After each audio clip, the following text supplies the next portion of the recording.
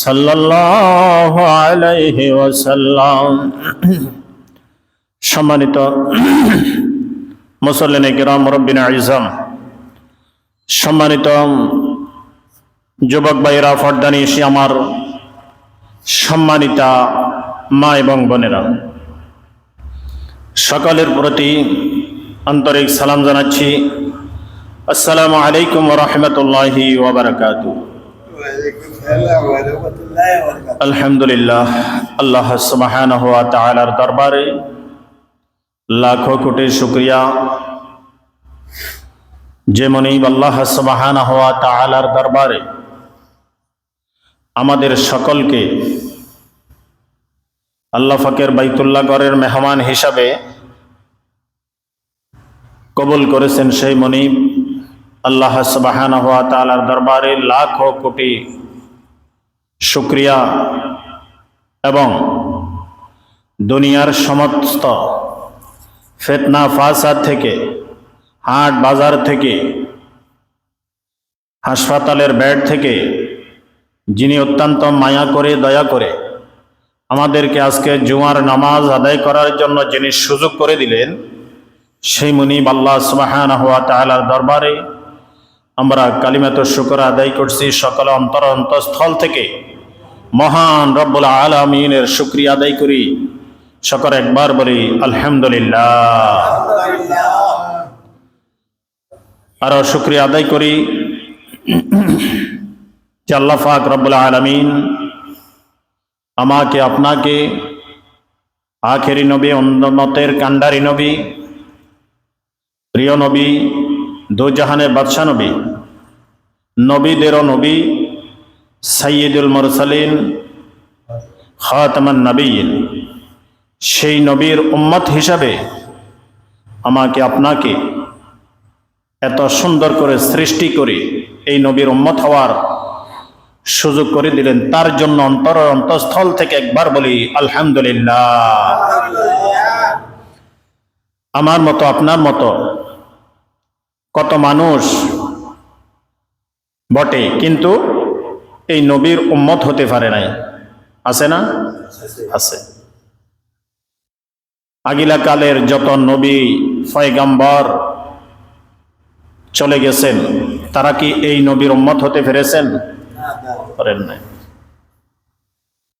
তার মধ্যে আরো শুকরিয়া আদায় করতে হয় যে এই নবীর উম্মতের ভিতর দিয়েও যে আল্লাহ পাক রব্বুল আলামিন আমাকে, আপনাকে অন্য অন্য ধর্ম থেকে বিরত রেখে মুসলিম ধর্মের মধ্যে আমাকে, আপনাকে পাঠিয়েছেন। আরেকবার বলি আলহামদুলিল্লাহ। কারণ মুসলিম ছাড়া, মুসলমান হওয়া ছাড়া কেউ কি জান্নাতে প্রবেশ করতে পারবে? পারবে না। মান ক্বালা লা ইলাহা ইল্লাল্লাহ ফাদাখালাল জান্নাহ, যে ব্যক্তি একটি বার কালিমা পড়েছে, কালিমার স্বীকৃতি দিয়েছে, এই কালিমাকে বিশ্বাস করেছে, মুখে উচ্চারণ করে, সেই জীবনে একবার হলেও জান্নাতে প্রবেশ করবে। জোরে বলুন আলহামদুলিল্লাহ। প্রিয় বন্ধুগণ, আলোচনার বিষয় চরিত্র। মানুষের স্বভাব চরিত্র নিয়ে আজকে কথাবার্তা হবে। কারণ মানুষের স্বভাব চরিত্র যদি না থাকে, সেই প্রকৃত একজন ভালো মানুষ হতে পারে না।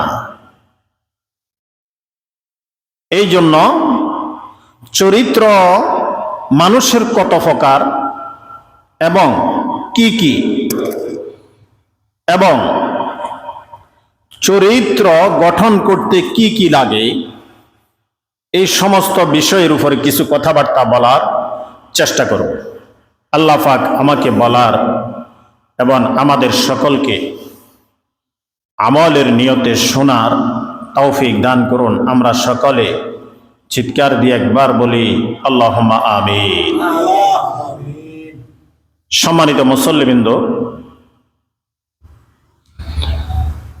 চরিত্র মানুষের কত প্রকার হয় এটা কি জানেন আপনারা? মানুষের চরিত্র হলো 4 প্রকার। কত প্রকার? 4 প্রকার। আজকে এখান থেকে আমরা কিছু শিখার চেষ্টা করব, কারণ না হয় 1 ঘন্টা আগে আসি বসা দিছেন আল্লাহর ঘরে, যদি আমরা কিছু না নিতে পারি এই বসার কোনো দাম নাই। আগে আগে আসার অর্থ কি? হুজুর কিছু কথাবার্তা বলবে কোরআন হাদিস থেকে, আমরা এখান থেকে একটা একটা করে অন্তরের ভিতরে গাঁথবো, আমরা মানুষের মতো মানুষ হব, এটাই উদ্দেশ্য। না হয় আধা ঘন্টা 1 ঘন্টা আগে আসার বসার কোনো দরকার নাই।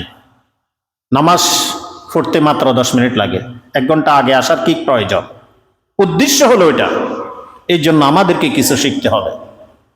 কোরআন সুন্নাহ, কোরআন হাদিসের ভিতরে কি বলে? তাহলে মানুষের চরিত্র হলো কত প্রকার? 4 প্রকার। আমার সাথে সাথে বললে ফায়দা হবে, কারণ ক্লাস করলো হুজুররা মুখে মুখে পড়ায় না? পড়ায়। কেন পড়ায়? এটা মুখস্থ হওয়ার জন্য। যদি পারেন আমার সাথে সাথে হ্যাঁ হ্যাঁ কিছু বলি, আর উপকারে আসবে। তাহলে মানুষের চরিত্র হলো কত প্রকার? 4 প্রকার। 4 প্রকারের মধ্যে ভালো আছে আবার খারাপও আছে। 4 প্রকার ভিতরে প্রথম নাম্বার চরিত্র হলো বদ অভ্যাস, অসৎ চরিত্র। আছে না মানুষ? আসেনি? আছে। অসৎ চরিত্রের মানুষ 1 প্রকার আছে, এবং দ্বিতীয় নাম্বার ভালো চরিত্রর লোক 1 প্রকার আছে। তৃতীয় নাম্বার উত্তম চরিত্রর লোক 1 প্রকার আছে। চতুর্থ নাম্বার মহা চরিত্রর লোক 1 প্রকার আছে। কত প্রকার হলো? 4 প্রকার। এই 4 প্রকার শুধু এখন বলছি আপনারা বুঝা গেছেন তা নয়, এটা ব্যাখ্যা করলে বোঝা যাবে। কিভাবে? প্রথম নাম্বার যে বদ চরিত্র, স্বভাব চরিত্র যাদের খারাপ তাদেরকে বলা হয় অসৎ চরিত্রবান। এটা কি ভালো না খারাপ? এই দলের লোকগুলা, এই শ্রেণীর লোকগুলা কি ভালো না খারাপ বলেন তো? খারাপ। তাহলে অসৎ চরিত্রর লোক কারা? অসৎ চরিত্রর লোক হচ্ছে তারা যারা বিনা কারণে আপনাকে হয়রানি করবে। আসেনি? আছে। যারা বিনা কারণে আপনাকে মামলা দিবে, যারা বিনা কারণে আপনার উপরে অত্যাচার করে, যারা বিনা কারণে আপনাকে বাড়িতে থাকতে দেয় না, শান্তিতে থাকতে দেয় না, এই লোকগুলো হলো অসৎ চরিত্রর লোক, খারাপ চরিত্রর লোক। এই খাসলতের কিছু মানুষ নাই? সমাজ আসেনি? যেহেতু আপনাদের সমাজ আছে, সমাজ নাই এরকম মানুষ আছে নাকি? নাই। মোটামুটি সবাইরই যেই কোনো সমাজ, একটি সমাজ নিয়ে, কিছু মানুষ নিয়ে একটি সমাজ গঠিত হয়। যে কোনো সমাজের ভিতরে আপনারা আছেন। যাক, তাহলে 1 নাম্বার চরিত্রর লোক তারা যারা মানুষের উপরে কি করে? অন্যায় করে, অবিচার করে। 1 নাম্বার গেল। দ্বিতীয় নাম্বার হচ্ছে এই যে খারাপ চরিত্রর লোকগুলো আপনার উপরে অন্যায় করেছে, অবিচার করেছে, আপনাকে কষ্ট দিল, হয়রানি করলো, দোকান লুটপাট করলো, বাড়ি লুটপাট করলো, নাই? আছে। এই লোকগুলাকে আপনি মুখ গুজে সহ্য করেছেন, তারপরে আপনার যখন সময় হয়েছে আপনি উচিত শিক্ষা দিয়েছেন। উচিত মানে কি? মানে আপনার উপরে যা অত্যাচার করেছে আপনিও তা করেছেন, এটা হলো ভালো চরিত্র। আপনি যাই করছেন তার মানে সে আপনার কাছে তা পাবে, এটা হলো সমান সমান। এটাকে বলা হয় চরিত্রে হাসানা। আরবিতে কি বলা হয়? চরিত্র হাসানা। তার মানে আপনার উপরে যাই করেছে আপনিও তাই করেছেন। আপনার কাছে আপনার উপর থেকে কেউ 1 লক্ষ টাকা হাতিয়ে নিয়েছে, জোর করে নিয়েছে, আপনি কৌশলে এই 1 লক্ষ টাকা আদায় করে আবার নিয়ে আসছেন যে কোনো প্রসেসে। আপনি হলেন হাসান, তার মানে সমান সমান। তাহলে কয় নাম্বার গেল? 2 নাম্বার গেল। এবারে আসেন চরিত্রে কারিমা। আরবি চরিত্রে কারিমা। চরিত্রে কারিমা হলো কারা?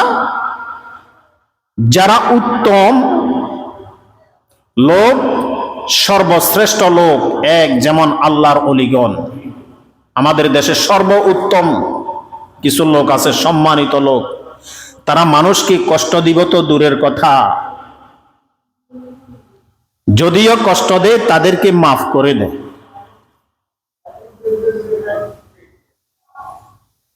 এই তাদেরকে 3 নম্বরে বলা হয়েছে চরিত্রে কারিমা। তারা মানুষ যদি তাদেরকে কষ্ট দেয় তারা তাদেরকে মাফ করে দেয়। সুবহানাল্লাহ জোরে। তারা কি করে? মাফ করে দেয় মানুষদেরকে, ফিরায় উল্টা আঘাত করে না।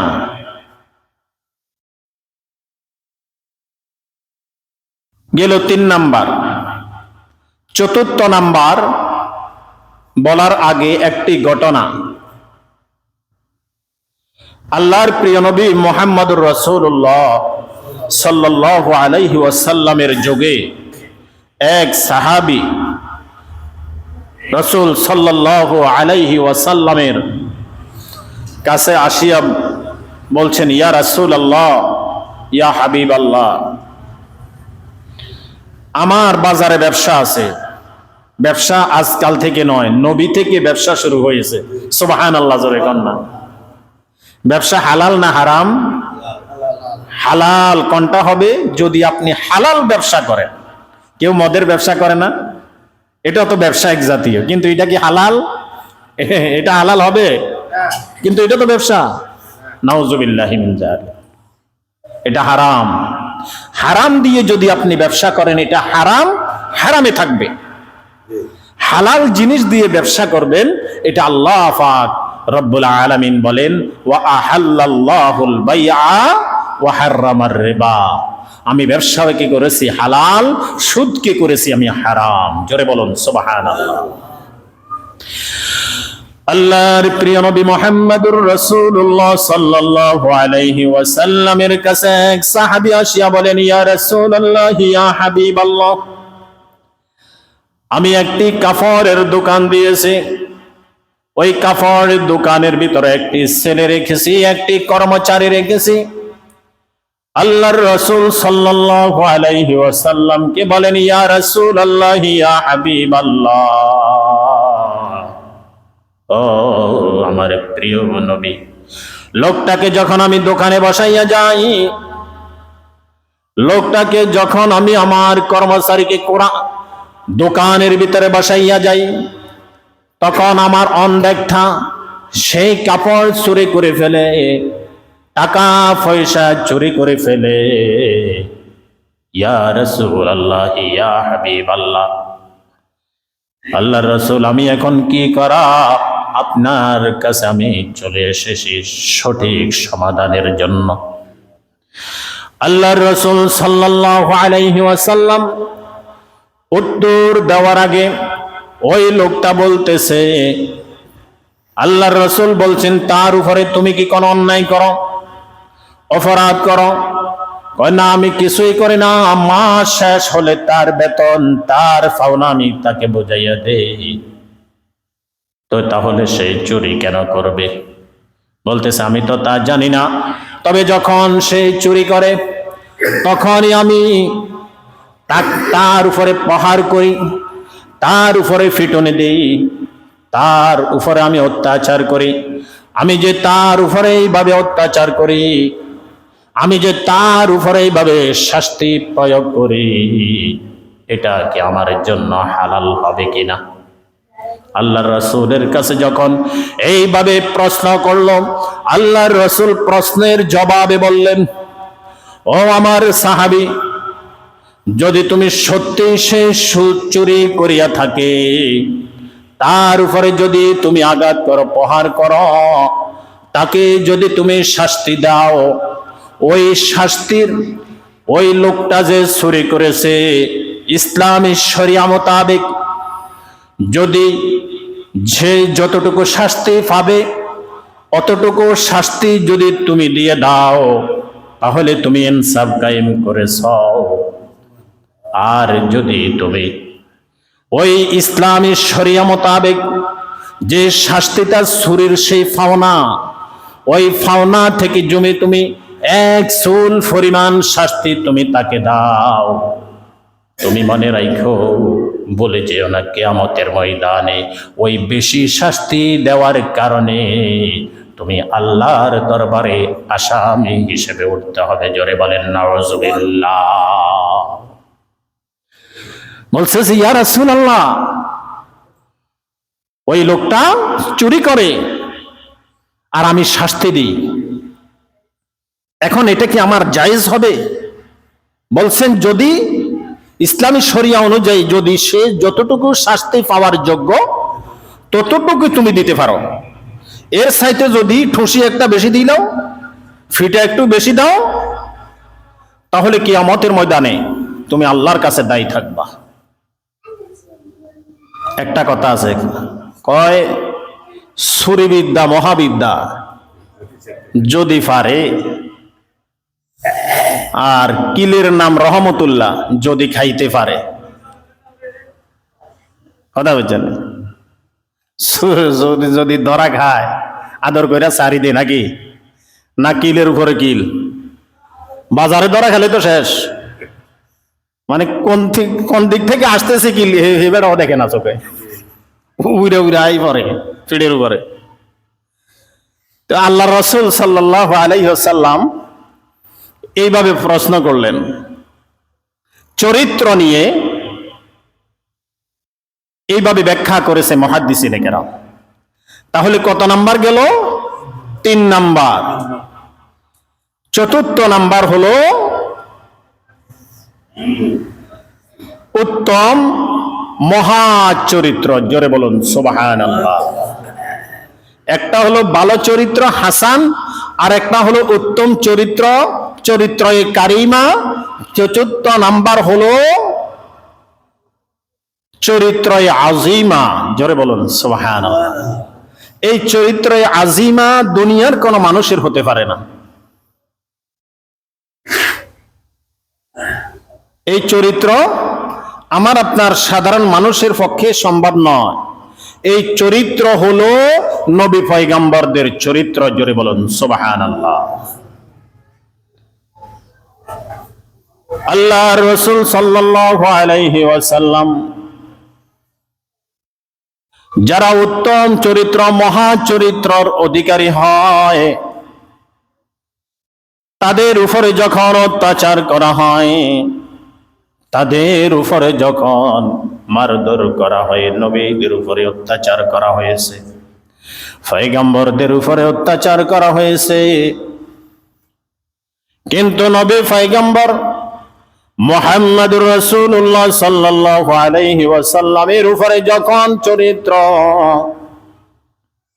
মহা চরিত্রর অধিকারী নবী মুহাম্মদুর রাসূলুল্লাহ সাল্লাল্লাহু আলাইহি ওয়াসাল্লাম, এই মহা চরিত্র হলো নবীরা, নবীদের উপরে যখন অত্যাচার অপমান করা হয়, যেই হাত দিয়া নবীদেরকে মারা হতো, নবীরা সঙ্গে সঙ্গে প্রতিশোধ নেবে দূরের কথা, তখন তারা বলতো, বাবা তুমি যে আমাকে মেরেছ, তুমি হাতের মধ্যে ব্যথা পেয়েছ কিনা?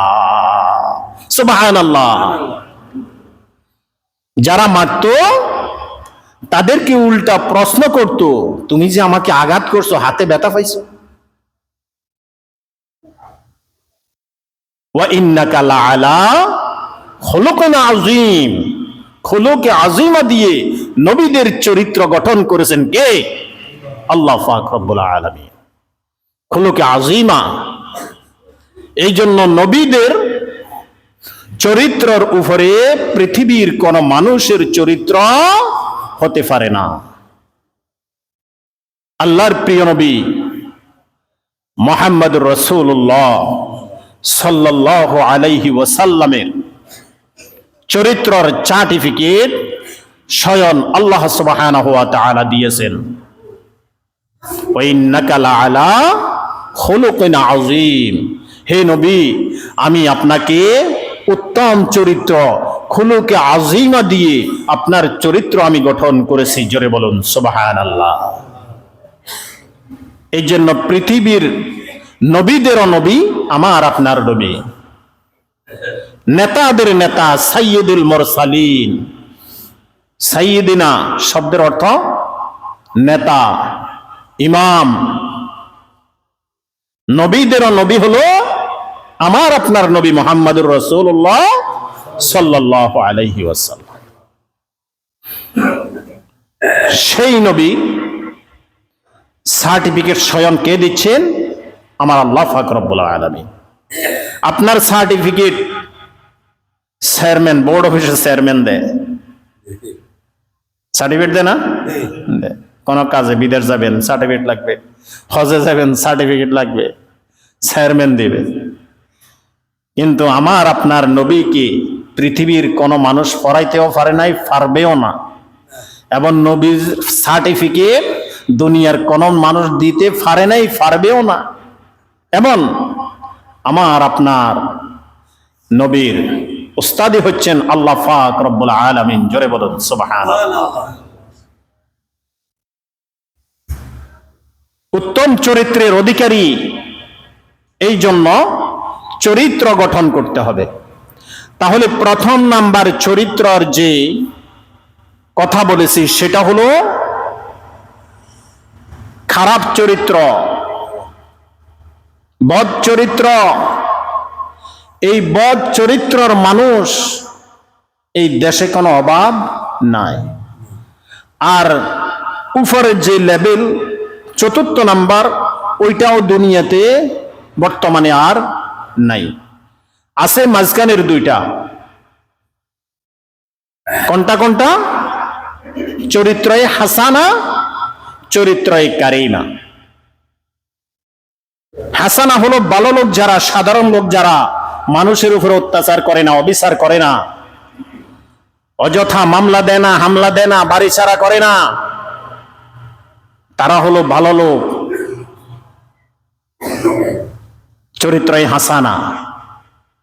আর একটা হলো তারা মাফ করে দিবে, তারা কিছু বলবে না, তারা স্বয়ং কার কাছে বলবে? আল্লাহর কাছে। আপনার উপর অত্যাচার করবে না। আর আল্লাহর কাছে বললে যে কি হয় তা জানা আছে।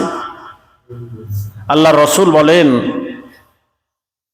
যখন এই মজলুম ব্যক্তি, তাদেরকে মজলুম বলা হয়, এই মজলুম ব্যক্তি যখন ইত্তাকু দাওয়াতাল মাজলুম ফাইন্না লাইসা বাইনাহু ওয়া বাইনাল্লাহি হিজাব। হিজাবুন শব্দের অর্থ পর্দা। লাম শব্দ যেখানে আসে এখানে আর পর্দা থাকে না। ইত্তাকু দাওয়াতাল মাজলুম, এই ব্যক্তির উপর অত্যাচার করা হয়েছে, সেই মাজলুম। ফাইন্না লাইসা বাইনাহু, মাঝখানে আর কিছু থাকে না, ওয়া বাইনাল্লাহি হিজাব, মাঝখানে আর পর্দা থাকে না। এই স্বয়ং মাজলুম ব্যক্তি আর স্বয়ং আল্লাহ সুবহানাহু ওয়া তাআলার মাঝখানে আর কোনো হিজাব থাকে না। স্বয়ং দোয়া কবুল করে নেয় কে? আল্লাহ। আল্লাহ। এই জন্য মানুষ হয়ে মানুষের উপর অত্যাচার করা এটা মানুষের কাজ নয়, এটা ভালো মানুষের কাজ নয়। এই জন্য এদিক থেকে আমাদেরকে বেরিয়ে আসতে হবে। এখন তওবা করুন। অপরাধ যা করছি, যাদের উপর অত্যাচার করেছি, অন্যায় করেছি, অবিচার করেছি, এটা মাফ হবে না। তার কাছে চলে যান, ভাই অমুক দিন এই ক্ষতি করেছি, আপনার সমালোচনা করেছি, আপনাকে অযথা আমি মামলা দিয়েছি, আপনাকে অযথা আমি হয়রানি করেছি, আমাকে মাফ করে দেন। ভাই আপনি মাফ না করলে আল্লাহ আমাকে মাফ করবে না। কিন্তু এক ওয়াক্ত নামাজ পড়েন নাই, এটা কবিরা গুনাহ। আল্লাহ পাক রব্বুল আলামিন ইচ্ছে করলে মাফ করতে পারেন, এবং খালেস নিয়তে করলে আশা করা যায় আল্লাহ মাফ করবে। কিন্তু মানুষকে আপনি কষ্ট দিয়েছেন। এই তিনটা চরিত্রের প্রথম নাম্বার চরিত্রের অধিকারী যদি আপনি হয়ে যান, আপনি আসামি। আপনি আজকে আল্লাহর কাছে মাফ চান, কারণ ইযা জা আজালুহু লা ইস্তাখিরুনা সাআতাও ওয়া লা ইস্তাকদিমুন। যখন সময় চলে আসবে, কখন আসবে কি আমরা বলতে পারবো? ইযা জা, কখন আসবে সময় কারো জানা আছে? মৃত্যুর খবর আছে কারো কাছে? নাই। এই জন্য আগে এখন মাফ চান। লোকটা যদি এখন আপনাকে মাফ করে দেয়, এখনই আল্লাহ আপনাকে মাফ করে দেয়। এই জন্য চলে যান তার কাছে, কার সাথে কি অন্যায় করেছেন। এখনো বসে থাকবার আর সময় নাই। আল্লাহ পাক রব্বুল আলামিন আমাদের সকলকে যে চারটা চরিত্রের কথা বলেছি, এই চারটার ভিতরে দুইটা আমরা একটা হতে পারবো না, আর একটা ইচ্ছা করলে হওয়া যাবে, কিন্তু এটা হওয়া যাবে না। কোনটা? 1 নাম্বার বদ চরিত্রের লোক, এটা থেকে আমরা বেরিয়ে আসব। আর 4 নম্বর যেটা, এটা নবীদের চরিত্র, এটা আমরা পারবো, খুলুকে আজিমা বলা হয়, এটা আমরা পারবো না। আর খুলুকে আজিম, খুলুকে কারিমা, খুলুকে হাসানা, এই দুইটা আমরা হতে পারবো ইচ্ছা করলে। হাসানা থেকে কারিমা হওয়া যাবে। আরো চরিত্রের অধিকারী আরো অর্জন করলে আরো উপরে যেতে পারবেন, তার মানে এটাকে খুলুকে কারিমা বলা হয়। তো আমরা খারাপটা থেকে বেরিয়ে প্রথম দ্বিতীয় নাম্বারটা আসবো। দ্বিতীয় নাম্বারটা আমল করতে করতে একদিন আপনি কারিমার মধ্যে চলে যাবেন। ওই চরিত্র যেন আমাকে, আপনাকে, আমাদের সকলকে ওই চরিত্রের অধিকারী হওয়ার তৌফিক দান করুন। আমরা সকলে বলি আমিন। ওয়া আখিরু দাওয়ানা আলহামদুলিল্লাহি রাব্বিল আলামিন। আসসালামু আলাইকুম ওয়া রাহমাতুল্লাহি ওয়া বারাকাতুহু। যারা সুন্নাত পড়েন নাই, 6 রাকাত কিবলাল জামা পড়েন।